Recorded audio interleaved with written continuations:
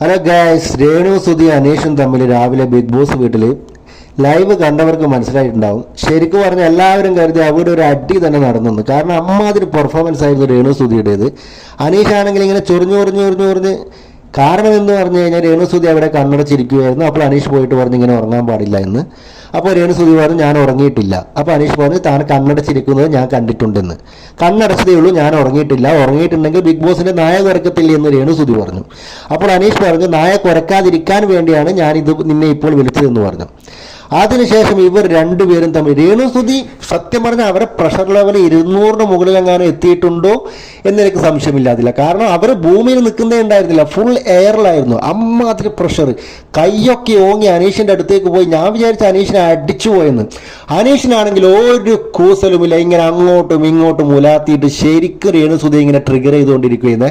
Renu Sudhi pressure ഇങ്ങനെ മൂത്തിട്ട് പറയുന്നുണ്ട് നീ എനിക്ക് ചൊറിഞ്ഞ് വരുന്നുണ്ടെന്ന്. അപ്പൊ അനീഷ് മറുപടി പറയാ തനിക്ക് ചൊറിയുന്നുണ്ടെങ്കിൽ മതിക്കും.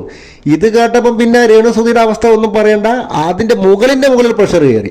പിന്നെ അവിടെ നടന്നതൊക്കെ ഒന്നും പറയേണ്ട സുഹൃത്തുക്കളെ. നിങ്ങൾ ഇന്ന് രാവിലെ ഈ ലൈവ് കാണാത്ത ആരെങ്കിലും ഉണ്ടെങ്കിൽ രാത്രി എപ്പിസോഡ് കണ്ടോ, ചിരിച്ചു മരിക്കുക അല്ലെങ്കിൽ കരഞ്ഞു മരിക്കുക. അമ്മാതിരി പെർഫോമൻസ് ആയത് രേണു സുധിയുടേത്.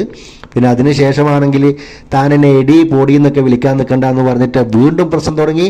അതിനുശേഷം സുധിയുടെ പേരിൽ പ്രശ്നം തുടങ്ങി. കാരണം രേണു സുധി പറഞ്ഞ് താൻ എന്നെ എടി പൊടി എന്ന് വിളിക്കണ്ട, രേണു സുധി എന്ന് വിളിച്ചാൽ മതിയെന്ന്.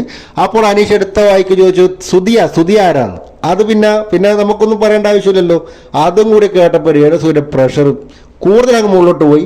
എന്നെ അനീഷിനെ സുധിയെ വ്യക്തിപരമായിട്ട് അറിയോ ഇല്ലയോ, എന്നെ അറിയില്ലായ്മ കൊണ്ട് പറഞ്ഞതാണോ എന്താണെന്ന് എനിക്കറിയത്തില്ല. പക്ഷെ എന്നിരുന്നാലും സുധി ആരാണെന്നൊന്നും അറിയാതെ പറഞ്ഞു പോയതാണെങ്കിൽ ഓക്കെ.